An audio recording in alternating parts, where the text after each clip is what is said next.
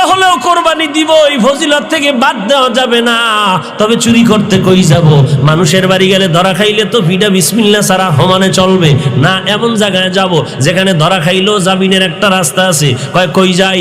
গুনতে গুনতে খবর নিয়ে দেখে গতকাল রাত, আগামীকালকে ঈদের দিন, আমার মামা সুন্দর একটা গরু কিনে ফেলাইছে।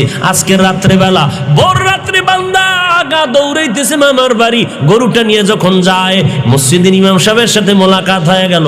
ইমাম সাহেব উঠছে ফজরের আগে, তাহাজ্জুদ পড়বে। হঠাৎ দেখে ওই এলাকার বান্দা, গরিব মানুষ গরু নিয়ে যায়। কই যাও?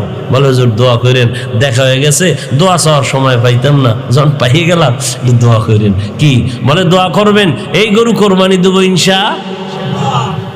তুমি না গরিব মানুষ, গরু ফাইলা কই? ফাইলাম কই? ভোর রাত্রে আনছি। বুঝেন না? কই ফাইলাম? কই ফাইলা? কয় হুজুরে গরু আনছি মামার বাড়িতে। মামায় জানিনি?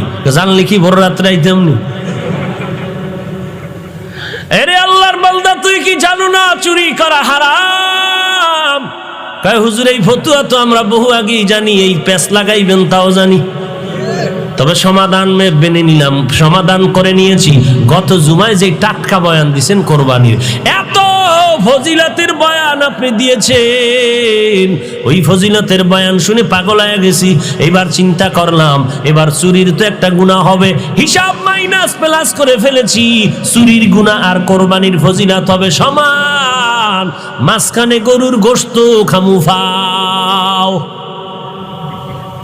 চুরির গুনাহ আর ফজিলত সমান, মাঝখানে গোশত খামু কি ফাও।